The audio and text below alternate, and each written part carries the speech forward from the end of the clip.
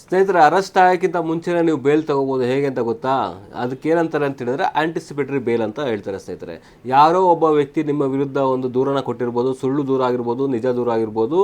ಪೊಲೀಸ್ನವರು ಆ ದೂರನ ಅನ್ವಯ ಒಂದು FIR ರಿಜಿಸ್ಟರ್ ಮಾಡಿರ್ತಾರೆ. ಅದು ನಾನ್ ಬೇಲೆಬಲ್ ವಾರೆಂಟ್ ಆಗಿದ್ರೆ, ನಾನ್ ಬೇಲೆಬಲ್ ಅಫೆನ್ಸ್ ಆಗಿದ್ದರೆ ಅಂಥ ಸಂದರ್ಭದಲ್ಲಿ ನೀವು ಆಂಟಿಸಿಪೇಟರಿ ಬೇಲ್ನ ಕೋರ್ಟ್ಗೆ ಅಪ್ರೋಚ್ ಮಾಡ್ಬೋದು. ಯಾವ ಕೋರ್ಟಲ್ಲಿ ಅಪ್ರೋಚ್ ಮಾಡಬೇಕು ಅಂತ ಹೇಳಿದ್ರೆ, ಯಾವ ಜ್ಯುರಿಡಿಷನಲ್ ನ್ಯಾಯಾಲಯದಲ್ಲಿ ಒಂದು FIR ಆಗಿರುತ್ತೋ ಅದಕ್ಕೆ ಡಿಸ್ಟ್ರಿಕ್ಟ್ ಕೋರ್ಟ್ ಯಾವ್ದು ಬರುತ್ತೆ.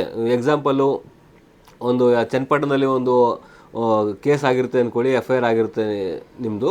ಚನ್ನಪಟ್ಟಣದಲ್ಲಿ ಆಗಿದ್ದರೆ ರಾಮನಗರ ಡಿಸ್ಟಿಕ್ ಬರುತ್ತೆ. ರಾಮನಗರ ಡಿಸ್ಟಿಕ್ ಕೋರ್ಟಲ್ಲಿ ನೀವು ಒಂದು ಬೇಲಿಗೆ ಅಪ್ಲಿಕೇಶನ್ ಹಾಕಬೇಕಾಗತ್ತೆ. ಬೇಲಿಗೆ ಯಾವ ಸೆಕ್ಷನ್ ಅಡಿಯಲ್ಲಿ ಅಪ್ಲಿಕೇಶನ್ ಹಾಕಬೇಕಾಗುತ್ತೆ ಅಂದರೆ ಸೆಕ್ಷನ್ 448 ಆಫ್ BNSS ಆ್ಯಕ್ಟ್ ಪ್ರಕಾರವಾಗಿ ಒಂದು ಆಂಟಿಸಿಪೇಟರಿ ಬೇಲ್ಗೆ ಅಪ್ಲಿಕೇಶನ್ ಹಾಕಬೇಕಾಗತ್ತೆ.